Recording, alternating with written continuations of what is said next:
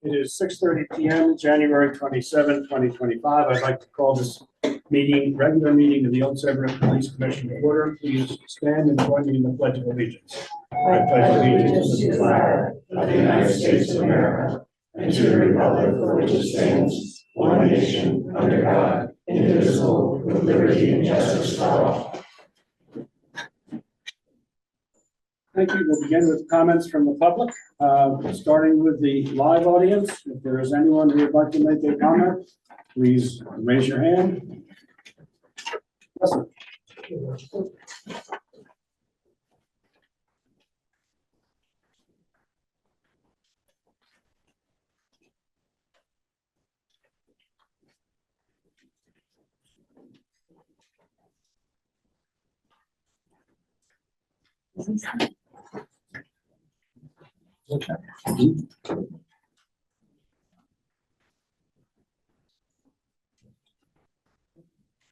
all set. All right. My name is John Blair. I'm a labor representative for the International Brotherhood of Police Officers. And I'd like to read the statement to record. IBTO Local 806, which represents Old Saybrook police officers, finds the report issued by PERF to be lacking merit and evidence to support their conclusions. The report commissioned by the town is disheartening to the union and appears to be designed to cause our members harm, which IBTO will not stand for. The union completely disagrees with PERF's findings, including the characterization of our work environment and our workplace culture. They have it completely wrong. Our police officers confirm that there have been vast improvements to the workplace, including our relationship with the chief of police. While no workplace is perfect, the union enjoys a workplace where employees are respected, valued, and heard. This is contrary to the process used by PERF, where our members' voices were ignored or muted. PERF failed to include our positive comments and improperly discredited our members' statements by implying our input was not truthful. PERF also failed in their task to properly compare compensation and benefits to identified communities. PERF only used the collective bargaining agreement, which was recently negotiated in the comparison, and not the collective bargaining agreements at the time officers were leaving the town of Old Saybrook. What was sold to the taxpayers as a $100,000 study to analyze pay and benefits for our members was instead a one-sided, poorly created document that has caused more harm than good. The PERF report has caused a decrease in morale, an increase in workplace uncertainty, and is making the Old Saybrook Police Department seem like an unpleasant place to work. None of this helps with the recruitment and retention of Old Saybrook police officers. Our members are a true team who enjoy each other, their jobs, and serving the Old Saybrook community. We will not stand by and allow the politically charged PERF report to destroy the supportive workplace that we have today. Any changes to department leadership would be detrimental to the union as well as the town of Old Saybrook. Any proposed changes in working conditions for our members must be properly and respectfully bargained. Our voices must matter. Therefore, today, on behalf of our members, we are in the process of reviewing all information currently available. We have requested under the Municipal Employee Relations Act additional information from the town, which we hope will be provided in a timely manner. After review of this material, the union will take appropriate action, including the potential of filing municipal prohibited practice charges. We hope that the town and police commission will acknowledge their current police officers and will pause and create a committee with our members to review the PERF report. We also ask that they speak with our members and learn the truth prior to taking any action. And finally, we want the community to know that we value our positive relationship with you. We want community members to know that the information reflected in the PERF report does not represent our feelings or the Old Saybrook Police Department. The report valued the voices of those that no longer work here for a variety of reasons, rather than those who are proudly serving you and your families today. We want you to know the truth and to have confidence in our abilities to keep you safe and to be there for you any time of the day or night. We believe that you have confidence in us, and we will continue to work each day to maintain that confidence. However, we need your help. We humbly ask for your support in demanding that the Police Commission and the Board of Selectmen respect our voices and not take politically motivated steps based on the PERF report to destroy our workplace. The truth matters and our voices matter. Perfect time. Perfect time. Thank you. Sir. Thank you very much. Okay.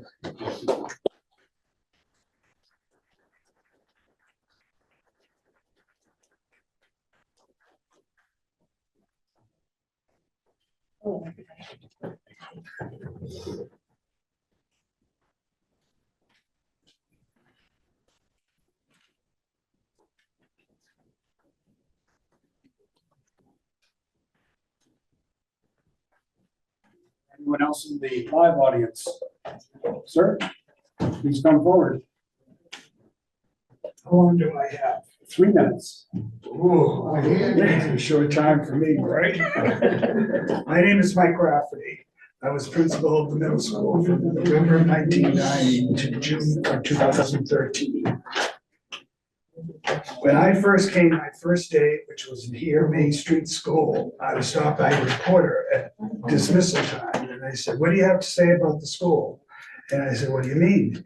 And he said, "Well, in fact, what are you gonna do?" And I said, "The students, the most important part of anything, and we will have an award-winning school in a matter of a couple of years," which we did several times. And in reality, the other thing I heard that day is that parents don't get involved in the schools. They just didn't like what was going on, and there was a new philosophy that became a bone of contention for many years when I first started. And PRO, which is a parent group that was opposed to the education. Bottom line, the superintendent of schools left, high school principal left, and several department heads left. I think unfortunately, fast forward 35 years later, we're in the same situation.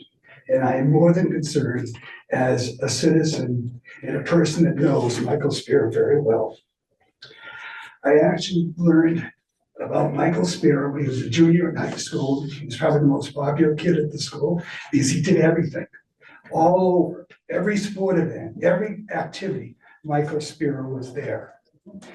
When the new OSM was built, the town decided to take this school and make it into a beautiful town hall.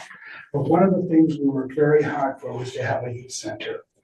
We made sure that the former gym was expanded and then in fact that it had a student youth center. The first youth center coordinator was Farside Michael Spira. He did an unbelievable job. The kids loved him. The kids that didn't like him is because they couldn't follow the rules, but that's part of being a kid. Michael has always wanted to be a police officer, and when he became a police officer, he actually was the first youth officer of the town. Michael's determined, deliberate, decisive, diligent, direct man. His love for Old Saybrook has been obvious as a policeman and now as the chief.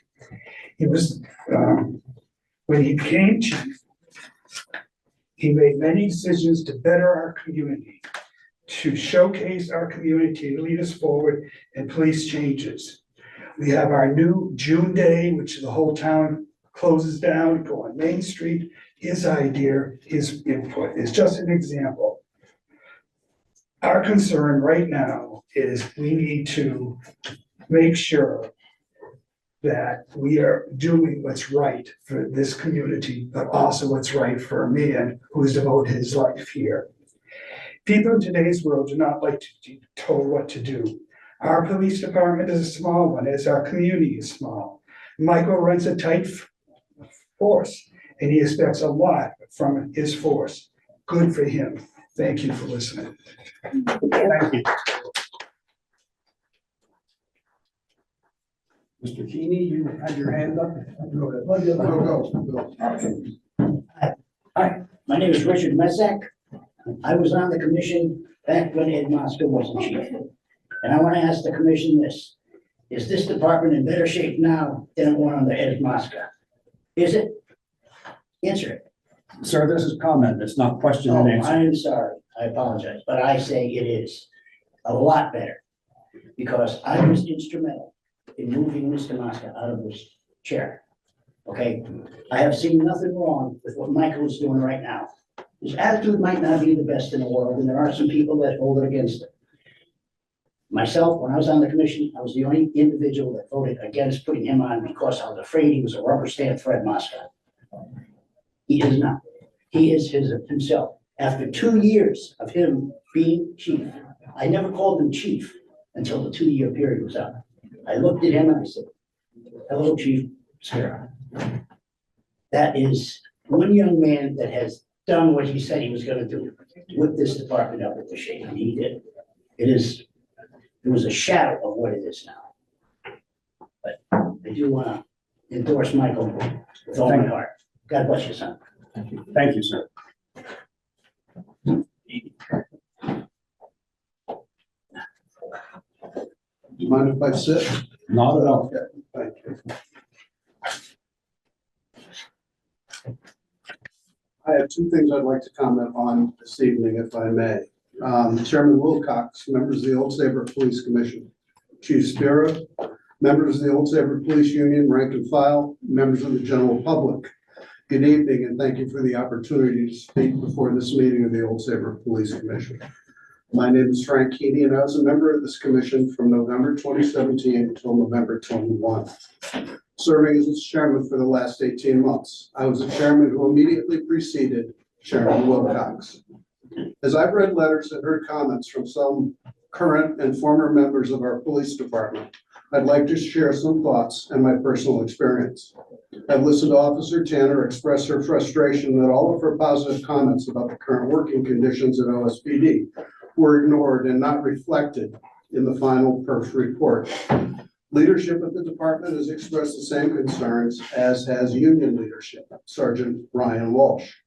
A week ago, I reached out to our former Captain Jeffrey DePerry to ask about his experience with PERF. His response was, and I quote, "I spoke with PERF for 4 hours. No mention of any of our discussion, even though I told them I would proudly have my name put on my truthful statements. My statements did not fit their agenda. Those of you in this room who know and respect Jeffrey DePerry, the man, the husband, the father, the cop, should be asking why. My piece of this story is very simple. I'm not very happy with myself for having to tell it this way. The minute this report was funded, I should have gotten in line to be interviewed. I did not. I thought a former OSPC chair would automatically be asked to comment, especially one who lived through some of the more serious allegations made in the report. How wrong I was. I've been recognized as a staunch supporter of the Old Saybrook Police Department and one who has always pointed out how much Old Saybrook has benefited from Chief Spira's leadership. Was the process flawed? If I had been interviewed when my comments had been put in the same class as Captain DePerry's, would I be sitting here today, telling you that my statements didn't fit their agenda? Now we'll never know. Thank you. Thank you, sir. I'd also, Article 18 of the bylaws of this commission, public comment, conduct and procedure. Speakers are expected to refrain from presentations that discuss specific employees of the Department of Police Services, regardless of whether or not the employee is identified in the presentation by name or by another reference that tends to identify an individual. Members of the public are encouraged to submit commendations, comments, or complaints concerning specific employees to the Chief of Police or to the Police Commission. I think there have been too many cases recently in public comment where comments are becoming very personal, not only to members of the department, but to members of the commission, are becoming very personal and disrespectful. Thank you very much. Thank you, sir. Any other comment in the live audience? Yes, sir. I'll comment. I just want to thank the police commission. I think you're all, I'm Keith Margata. I just wanted to thank all of you for your hard work. I know you're volunteers. I mean, the chief has some good qualities, but he's a paid town employee with, his agenda is to make sure he continues getting paid. Yours is of neutrality, or should be. Perf's should be as neutrality as well. I mean, to stake their entire business on the line to be like one-sided or just seems like unrealistic. And statistically, when they interviewed that many people, to have the results that they had, it just seems like you'd have better odds of winning like lotto or something like that. That's all I have, is just that, just statistically speaking, with and being unbiased, it just doesn't sound like the report is there's any logic to it being, incorrect. Thank you very much, sir. Thank you for your service. Anyone else in the live audience? Yes, sir. Mr. Chairman, I'm gonna comment. My name is Jim Shake. 19 years with the agency, dispatcher. And I feel like maybe I'm gonna be the only dissenting opinion, which is okay. I read the letter from the police union and it evoked a lot of thought, and I spoke to an awful lot of people. And the questions, and I have 4 questions that were posed to me that seemed pretty pertinent. The first one was, is in fact the chief of police a member of the police union? Of that, I said, I do not believe so. Second, if not, then why is the union espousing this? Okay, nobody from the police union has been implicated or called into question regarding this. Not at all. Then the question came, who at the local level runs the police union? And I can say it is the upper level leadership, ranking leadership that runs the police union. And then the last one, which is big, concerns for who is the police union being run for, or by, and for who. The letter, in my opinion, that the union wrote is nothing more than a pathetically weak and seemingly desperate attempt to stall the work of the town and the commission. All right? That's what it sounds like to me. All right? There's been given a mandate. Okay? There's a mandate here that's been laid out there on the table through this PERF report. Okay? That the commission, the town, whoever has to look at this, has to be able to do their job and proceed unimpeded without the fear of manipulation, intimidation, or retaliation. I don't believe that everybody that left our employ got up and lied to the PERF report people. I don't think that happened. You saw a lot of young officers in here tonight. Awful lot of young officers that weren't even around, that have no idea what the PERF report signifies or anything else. They listen to what they're told by the superiors. Thank you for letting me comment. Thank you, sir. Any other comments in the live audience? Seeing none? All right. I'll come up here this time. Hello. Hi. Do you have comments about what we're talking about? Absolutely. Okay. So I'll introduce myself. I have 3 minutes, right? Yeah, Like the please rest of get- the public? Yeah. Yes. Hi, my name is Ashley Fawn. I have a grassroots anti-human trafficking nonprofit organization called ER1 Inc. And I regularly advocate for victims and survivors of human trafficking throughout the state of Connecticut, specifically on the shoreline on the 95 corridor. I have spoken to my victims that I serve within the Old Saybrook community, and they have, I don't even want to say no complaints about the policing. They speak very highly of the policing and leadership within this community. So as a survivor of human trafficking myself from Connecticut, as someone that regularly collaborates with businesses within Old Saybrook, I am happy to say that I have no complaints with leadership in Old Saybrook policing. I regularly collaborate with law enforcement all over the state, federally, locally, and with state police. And everyone that I've spoken to speaks very highly of Chief Sparrow and his staff. And as a victim, sorry, I get a little, it's very rare to speak to law enforcement that's actually working to serve and protect victims. Because at the end of the day, that's what we're paying them for. And I mean, I do this work for the community and to help protect and serve the community. And we have a lot of private beaches within this community, and we really don't want Chalker Beach, for example, in Old Saybrook, to turn into, say, a 3 Mile Island like Pennsylvania. Thank you.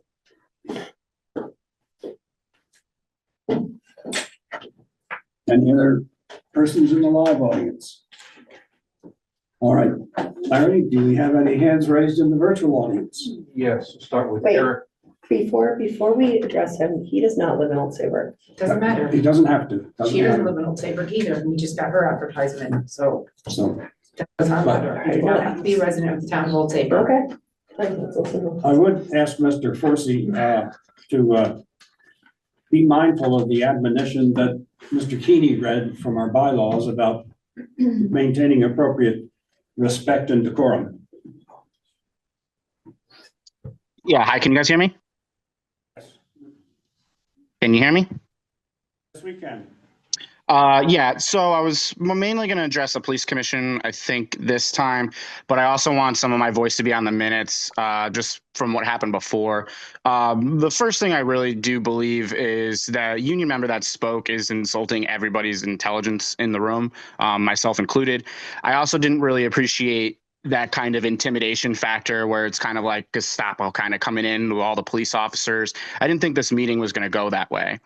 About people that were addressing the current working conditions might be slightly better right now. Well, the problem with that logically is you're just picking a snapshot in time. I'm sure over the course of Spare's entire career, there's been a year or a month or a week where the conditions are good because those particular people are new officers, haven't gotten on his bad side yet. There's a million reasons why any instant snapshot in time conditions currently might be good. That doesn't mean they're going to be good 6 months from now because you're not actually fixing the root of the problem. And it's like all the officers that can't stand Spare ended up leaving, so they're not there anymore. So obviously morale is going to go a little bit better, but that doesn't mean that you're fixing the problem with future officers. As far as the gentleman that was saying becoming the amount of people that they statistically interviewed, it's crazy for. No, it's not. Maybe that's how bad Spare actually might be, right? So if the overwhelming consensus of all of those people is this same underlying factor, I don't think that it's rational in any way to just completely dismiss that. But the real reason that I'm here today is I really want to go over, and I think the police commission owes the general public this. You owe it to the general public, I wouldn't say in this meeting, but what your intentions are. Okay, it's an elected position. You work for the public, not for Spera. The general public needs to know what your intentions are. And I understand some of that is a legal issue. You have to, talk to attorneys, but you can still give the general public a basic idea of what your intentions are. We plan on rectifying this. We plan on starting here. Do you plan on reprimanding Spera? So far, the only thing that I've seen taken place was not the raise hike was frozen. What are just a couple basic intentions that the police commission has? You guys at this time owe that to the general public. This has been an issue forever. And I just think at this point, these people that are getting up and kind of speaking fondly of Spera, it's almost, I feel like we're in the twilight zone here. Everybody knows what Spera has been like. And the other thing is the other shoe hasn't even dropped yet. This study was done specifically on his administrative issues, right? What do you think is going to happen if you take another town vote for how he treats the general public? What if we did a study? So now it's no longer administrative. Let's do a study how he actually treats the town public. What if the town overwhelming? Larry, thank you. Okay, is there anyone else in the virtual audience who would like to raise your hand? Yes, there is. There's Bart Gulong. Mr. Gulong, I should remind everybody that the public comment limit is 3 minutes per person.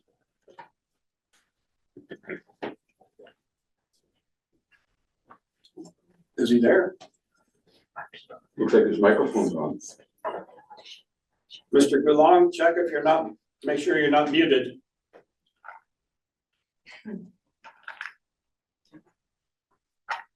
maybe we can come back to them. Is there anyone else? No, that is it. No one else. All right. Let's move on then to our meeting minutes. Jill, you had a term of art. You know what, I was gonna suggest that we do this as a consent agenda. But we'll just do them one at a time, that's fine. Okay. Let's first take the special joint meeting, January 7th, 2025. I move to approve those minutes. Second. Second, Jessica? Yes. Any discussion, questions, comments?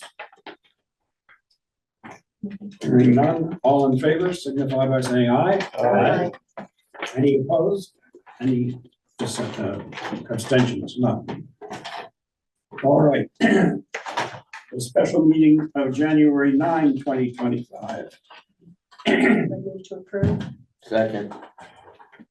Any questions, comments, corrections? Seeing none, all in favor signify by saying aye. Aye. Any opposed? Any abstentions? None. Special meeting of January 13, 2025. No, there's a second. Oh, the second Another January 9, right, 2025. That was our meeting, yes. Yes. So I move to approve those minutes. Any questions, discussion, comments? Seeing none, all are in favor signify by saying aye. Aye. Any opposed? Any abstentions? None. Special meeting January 13, 2025. Move to approve. Second. Any questions, discussion, comments? Seeing none, all in favor signify by saying aye. Aye. Any opposed? Any abstentions? None. For a special meeting of January 15, 2025. Move to approve. Second. Any questions, comments, discussion? Seeing none, all in favor signify by saying aye. Aye. Any opposed? Any abstentions? None. And last, our special meeting of January 22, 2025. I move to approve. Second. Did you get a second? Thank you. Thanks, Jim. Any discussion, questions, comments? Seeing none, all in favor of approval signify by saying aye. Aye. Any opposed? Any abstentions? None. Jen, thank you very much for your work on these. You turned them around very quickly. And I was very appreciative of that. Next item, correspondence. I have none to report other than what's already been circulated. Any other commissioners have any correspondence to report? No, it was in the neighborhood of 29 that we had received over the last month. Okay, next item, executive reports, chief. Good evening, Commissioners. Yes. Everyone should have received their fiscal year 26 budget book. The only thing that's lacking in this book is the actual personnel schedule from the town. It's just not completed yet. So when that is completed by the finance director and she gives it to me, I will make sure that you folks have that. But this is your approved budget. Members of the Board of Finance will receive that later on this week. The fiscal year 25 budget, you have the usual report that's in front of you. I just want to make note again that we are continuing to do that special column for you on the expenses and supplies report. And that just highlights just a point I'd like to make, that we are obviously using the purchase order system. That's the reason why the commission asked us to make that special column, right? Because the report was reflecting things that were expended that were not because of the purchase order system. So we're about 90% compliant with the town's purchase order system. We'll be 100% compliant by the first selectman's deadline of July 1, 2025. There was a misconception at some point that the police department had its own purchase order system. That has never, ever been the case. The difference in us doing business was generating a invoice, generating a check request, sending it to the accounting department and having a check generated, as opposed to now encumbering the money through the purchase order system, which is again, the reason why you've asked for that adjusted report. So you can actually see what's expended rather than what's encumbered. So if there's any questions on the current budget, I'm more than happy to answer those at this time.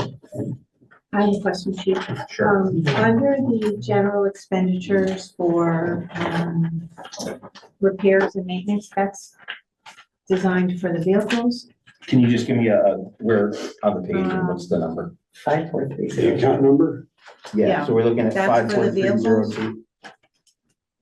PD general expenditures, fire and security maintenance at zero. The Couple, repairs. and maintenance.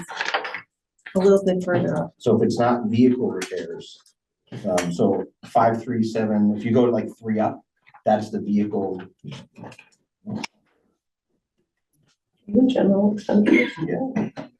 Just Yeah, tell me where you general. are. It's number 5.3. Oh, that's the vehicles. Yeah. Oh, that is That's vehicles? vehicles. Okay, I didn't know if that included some of the, maintenance. No. For the building, solely for. Solely for the vehicles. Okay, great, thank you. You're welcome. Any other questions? Question. You read them off and you talked about them at the meeting with the Board of Finance. Yes. Are they in the book? They are. So in the book, you had reminded me that no one had received the PowerPoint slides. Correct. So those went out to everybody in attendance. In that PowerPoint slideshow are my executive goals. Okay, And I've included that for you once again in this booklet. great, thank you. You got it. I do have a question about the child safety. What exactly does that mean? So we have police officers who are certified child safety speed installers, inspectors. Okay. It's actually a pretty rigorous course that they have to go through. And so actually this month, I was going to report on a little bit later, but I'll say now, we actually had an officer attend a brand new townwide baby shower that was hosted by Youth and Family Services. And so we sent one of our car seat technicians there to be able to interact with either new parents or expecting parents to make sure that, their car seats can be installed, to let them know that we offer that service, or if they were there, to just double check them. This month, we're focusing on the food pantry. I'm gonna have our officer go there and interact with the folks that are going to the food pantry to let them know again about our service, maybe check some of the stuff on site. And then we're also gonna begin starting to offer our services in that realm to all of the daycares in town, maybe setting up a time where we can be there. So that's gonna be, as I put in my executive goals, it's gonna be a year-long initiative. We also have additional officers now that are interested in becoming certified, so that's great. So maybe during the year, we'll have the opportunity to send them to that certification course. Oh, that's fantastic. Yeah, so Thank you. good stuff happening there. And again, that's part of one of my executive goals. Thank you for expanding on that. Any other questions on the operating budget before I go to the off-budget accounts? The only thing I'll say about the off-budget account is there was that correction that went out today about the DARE account. Jill, thanks for your input on that. So the revised DARE sheet has been emailed out to everybody. I have a question about the care program. Yes. So is there I don't remember really talking about the DARE program. Is there a yearly subscription or anything that we have to pay to be part of the DARE program? Yeah, so no, good question. No, there's no type of subscription or fee to be part of it. So DARE for eons, even when I was actively, before I was actively teaching DARE, DARE was always taken care of as an off-budget item. So it would never become the source of politics during a budget season. So other than the police officer's salary, our SRO in the school who's already there, teaching the program, everything else is handled through donations and through the off-budget account, which is why the commission sees that. So the certificates for the kids, the Lions, the teaching aids, all of that comes from donated funds. And some of our main sources of funds actually come from our very own police union, donates a considerable amount to the DARE program. Our Rotary Club, very strong supporter, and also the middle school PTO. Those are our top three folks who are organizations who donate to the very successful program. And the creative product sourcing, I'm assuming that's like for the Lions and for that. That's for the supplies and Okay. stuff, the certificates, the name tags, the pencils and little, All the rulers. all the goodies they get at the end of each. You've actually been part of the Yeah. DARE class. You've seen it in that. So Very cool. It's a great program. that it is. Any other questions on any of the off-budget accounts before, Mr. Chairman, I go on to personnel matters? Please do. Okay, so on personnel matters, we still have one certified police officer who is still out on workman's compensation. We're hoping that he's able to return hopefully in the next month or two. We have our scheduling software subcommittee that I've spoken about. We'll be meeting once again this coming week. We actually have two vendors. To back up a little bit, I had a very nice meeting with our finance director and folks from the software company that deals with the town hall payroll system. And so they actually have a product for public safety scheduling.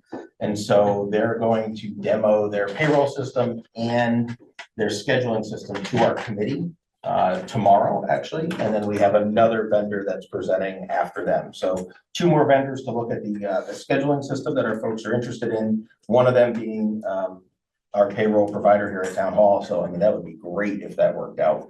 But we'll see how that goes. The promotional processes, I'd like to give you an update on if I could. So the sergeant process, the written exam was held on January 17th. The oral board exam will be held this Thursday, and the Connecticut Police Academy once again is holding that. We have no idea what the questions are. I have no idea who's on the panel. The Police Academy is taking care of all of that for us. And I'm hoping, Mr. Chairman, that we can work together to maybe schedule a special meeting, maybe the week of February 10th, to do the commission's part, to interview the 4 candidates that we have, and then talk about selection.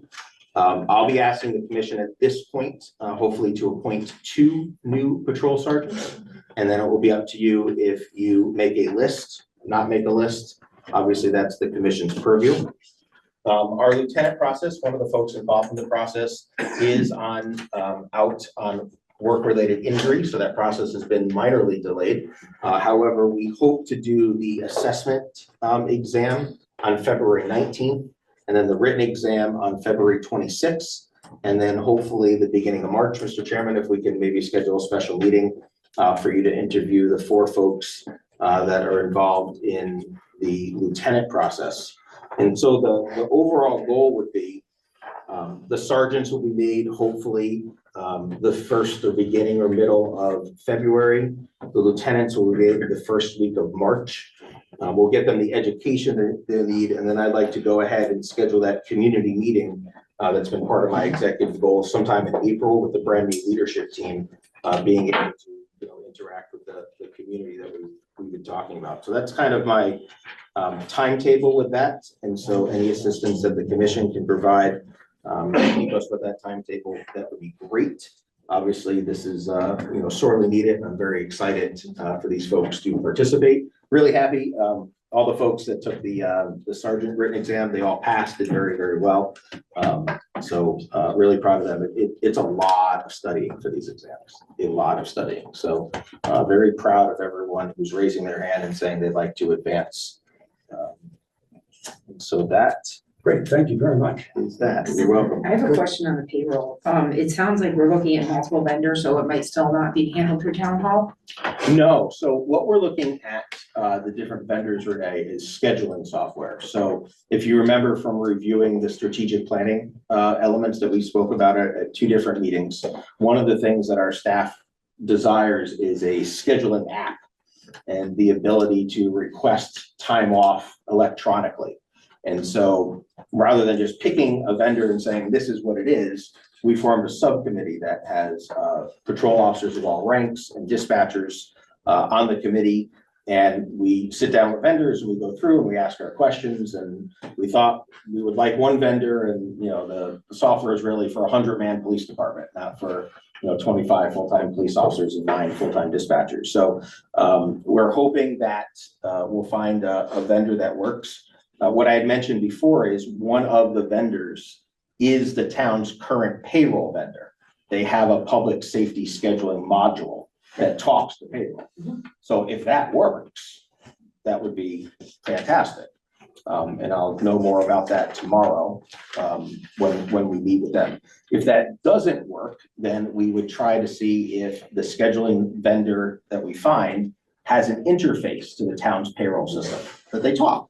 And then, we could go ahead and be on that. But in my meeting with the finance director and our payroll vendor, we talked a lot about a lot of my concerns, and this brand new company, because remember, the town just changed companies. This brand new company is able to check the boxes that the previous vendor was not able to. So I'm really excited to see their presentation tomorrow.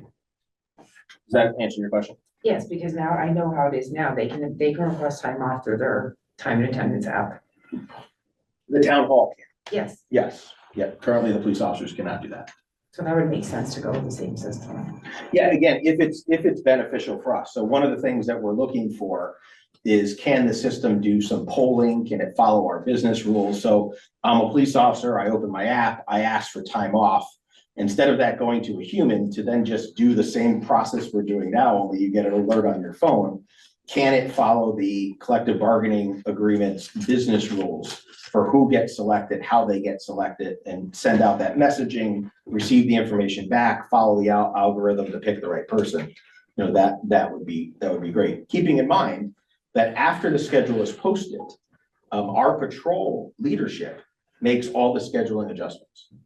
So if someone asks for a vacation day for a schedule that's already posted, if somebody calls in sick, that goes to our patrol shift supervisor to follow the language in the collective bargaining agreement to make sure that that shift is filled. That does not come to me. They advise me of what's happened. If there's an issue, I can obviously discuss it with the supervisor, but that hasn't been my task for quite some time. Thank you very much. You're welcome. Okay. Next was Professional development. Yeah, so if you remember, we saw those 2 new dispatchers, I think it was last meeting. And they said that they there have were. been so many meetings. There's been a lot of meetings, Chuck, yeah, a lot of conversation. But when you met with those 2 dispatchers, and their dispatch supervisor, Dan Adams, he spoke about that state certification class that they need to go to. They went, and both of them passed that. And then Patrolman Moriarty just got back from A-RIDE class. A-RIDE stands for Advanced Roadside Impaired Drug Enforcement. So this is a requirement that all police officers go to this course and get this certification within the first 3 years of their employment. This allows them to not only do roadside sobriety testing for folks who might be under the influence of alcohol, but now specialized testing to detect narcotics, driving while drugged. So very, very important. As you know, we take a very strong stance against drunk and drugged driving in Old Saybrook, and that's something I'm incredibly proud of. So when I hear people say, you really shouldn't drink and drive in Old Saybrook because they're going to catch you, my answer is, that is correct. It is our job to keep the roadways safe. And that would be it for the professional development updates. Activity report. Yeah, for the activity report, Jill had asked for a 2024 year in review. And I don't have that log into the system we use. We use Power BI to talk to the data in our CAD system to develop those nice looking reports. So when Dan Adams comes to work tomorrow, he'll make me one and I'll get out to everyone. I'll also put it in your packets next month, so it'll be online. But just remember, using our interactive dashboard, you can actually go to our website and click around and generate those reports whenever you desire. They don't look exactly like the ones that the commission gets, but all that data is there for folks to data mine and do their own reports. But we'll certainly get that. We'll certainly get that to you. Along with the activity report, we have been extremely busy. I think yesterday's day shift was a good example, from a DUI early in the morning to a CPR save where a true human life was saved by strangers, to a couple of different domestics and some disturbances. Your police officers are very busy, and I just want to commend them for the work that they're doing under the circumstances that they're currently doing them in. It's a tough time right now in our agency.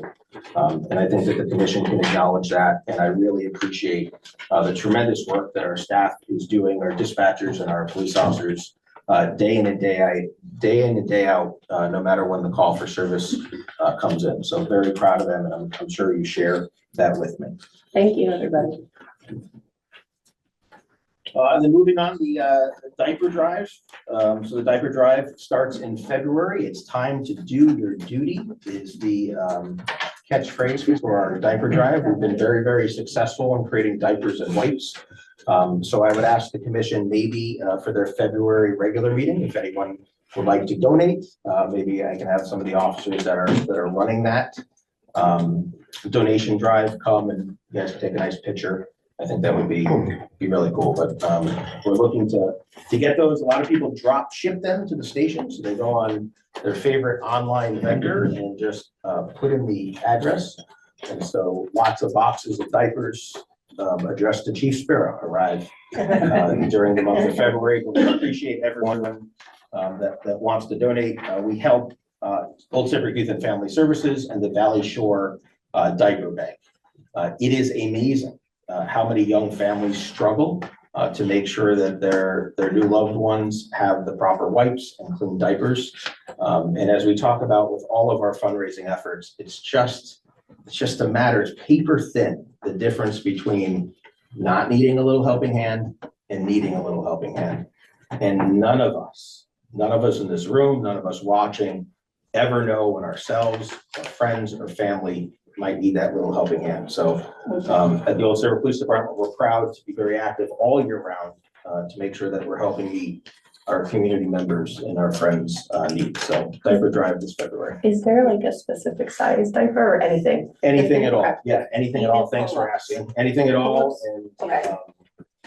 diaper wipes as well. Well, coincidentally, there was an op-ed in the Hartford Current today, which talks exactly about the need for diapers. I found the information quite astonishing. She outlined here, and she is the Chief Executive Officer of the Diaper Bank of Connecticut, headquartered in New Haven. And she said 1 in 2 Connecticut families struggles to afford diapers. And now the diapers are costing 22% more than they did in 2018, which means people are making decisions about buying diapers or buying food. So thank you for doing this for the community. Yeah, don't thank our officers.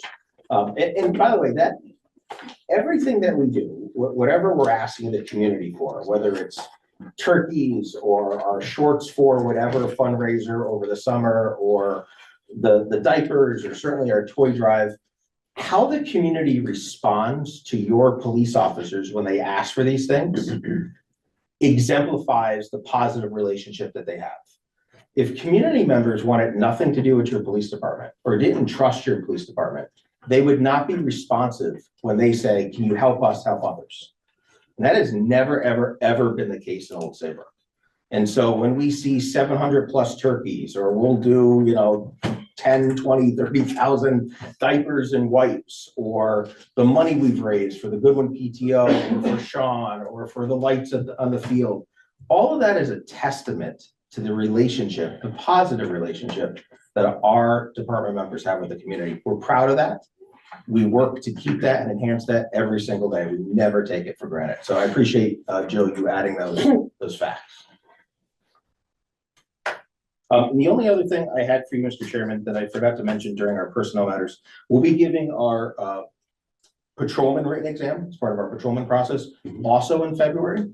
So hopefully we'll have that in March. My question to you, sir, is did you have a desire, we had talked about this in the past, did you have a desire to meet with our polygrapher and our psychologist to talk about the process and what they do, so you can check the box that you understand what's going on in the I process? think that would be of great interest to the commission. Okay, so maybe we can, that would have to be an executive session because it's testing.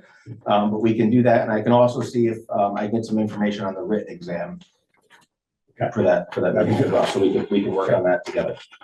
Great, thank you, sir. Thank you. Any questions? All right. Move on to item 6, discussion and possible action concerning perf recommendations relating to the Old Saybrook Police Commission. This, as it turns out, is a little premature. I'd like to give a status report on our initiatives in response to the perf report. Working with the first selectman, the police commission has engaged attorney Gabriel Giron from the firm of Shipman and Goodwin to assist us in exploring the full range of options which the perf report's findings implicate. We met with him last week in a special meeting. The first selectman has also engaged attorney John Burcham from the firm of Burcham and Moses to assist us in implementing the specific recommendations made in the perf report. Both of those attorneys are now actively pursuing their respective assignments, and as a commission, we are double tracking. As you can see from the fact that this is the 7th meeting of the police commission in the month of January, we are proceeding with a sense of urgency and also with the purposeful care that the perf report and the department and the town deserve. I anticipate that we will have one or more special meetings in February as we hear from council. Depending on what we hear, we may be in either public or executive session. We want to keep the public informed, and we want to do it right under the Freedom of Information Act, respecting the interests and rights of all concerned. That is all I can say tonight.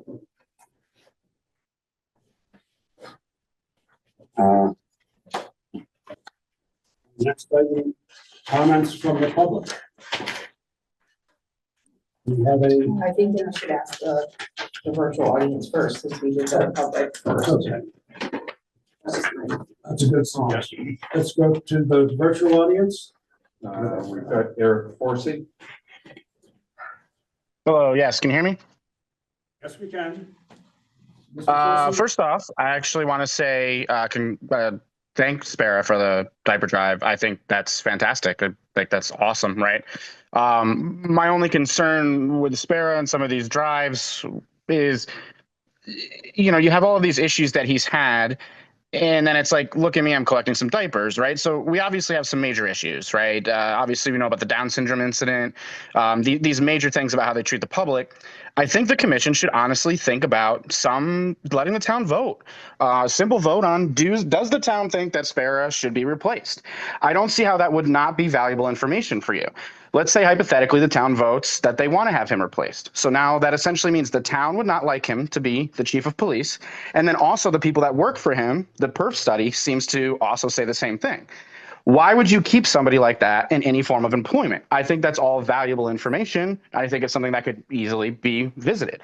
I appreciate, you know, you guys kind of saying that you're doing everything you can and seeking counsel, but, you know, what exactly does full range of options mean?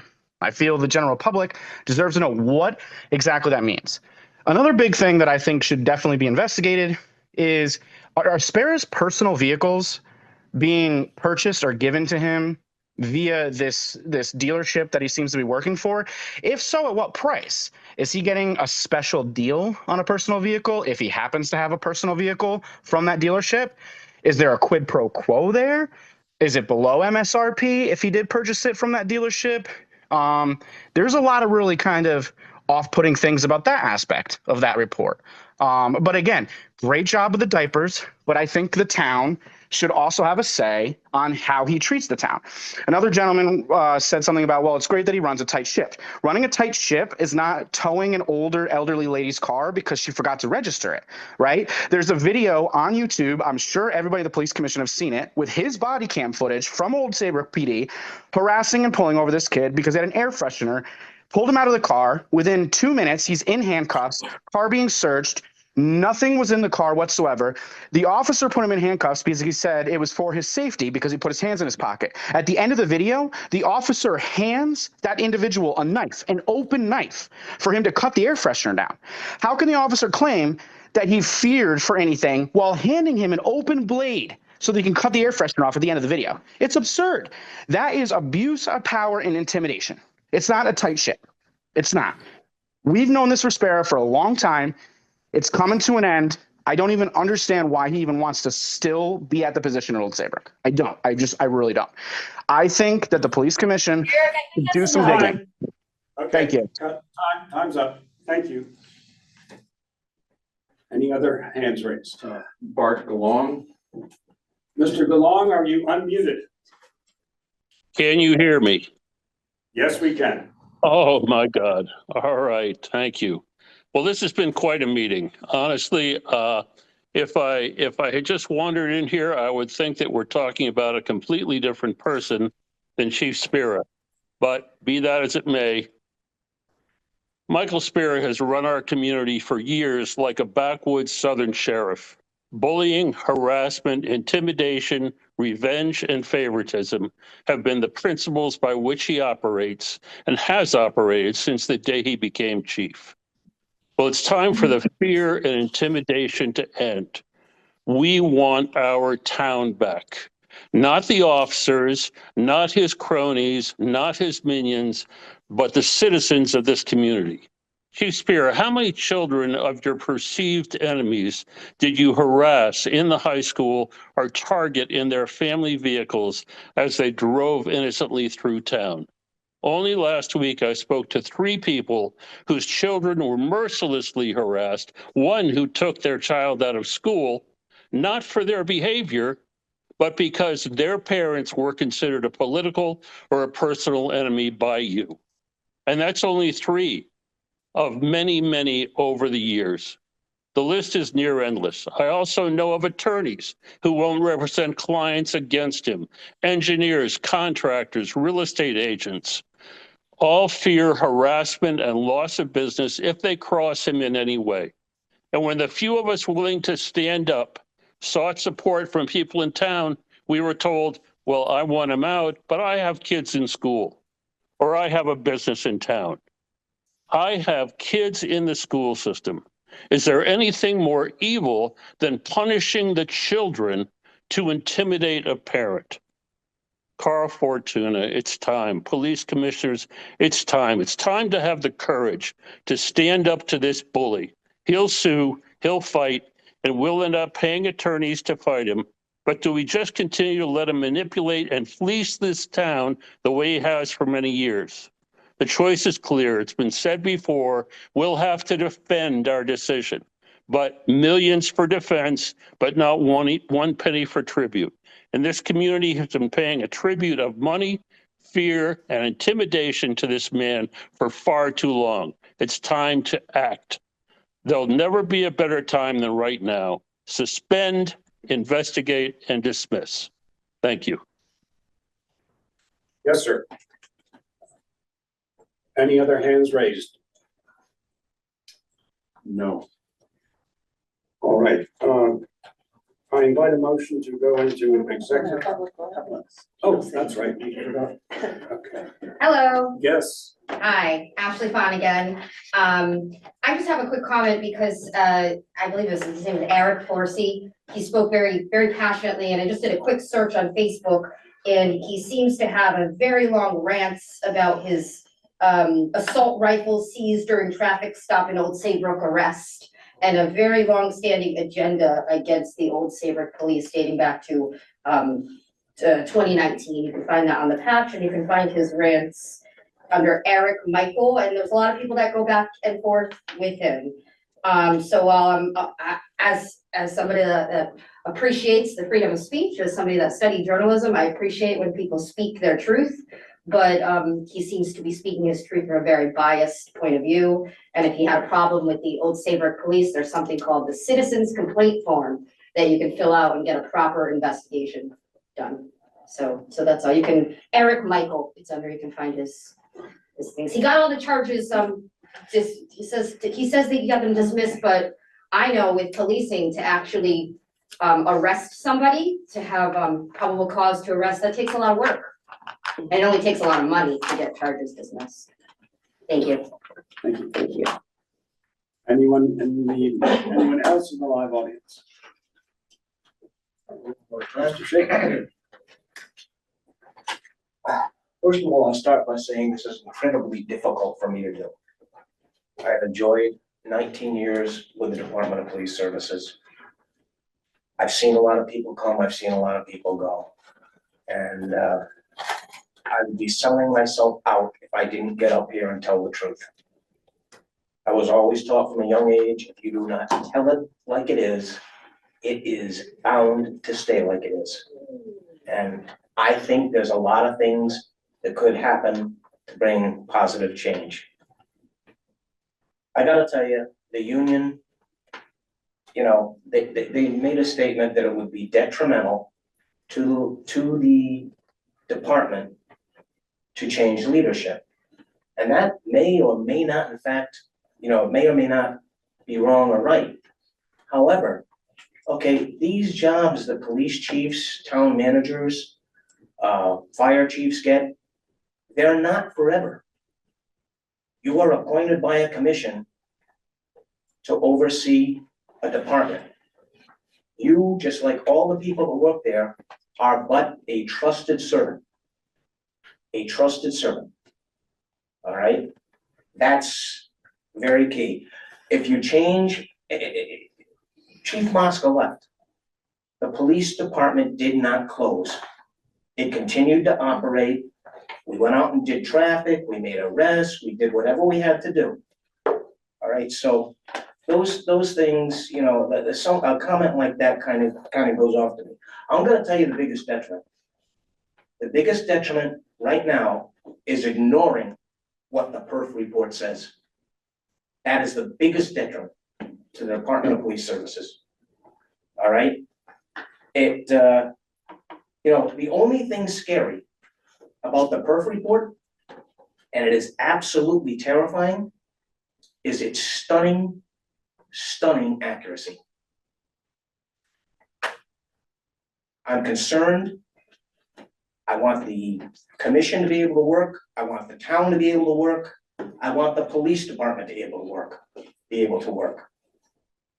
This has hurt a lot of people along the way, myself included, deeply. But I have to say what I have to say to be true to myself. Thank you. Thank you, sir. Anyone else in the live audience? Seeing none, I got a motion to go into executive session to discuss an employee matter. So moved. Okay. Inviting me or not? Any discussion? Are we inviting Oh, the chief? Inviting the chief, yes, indeed. All in favor? Aye.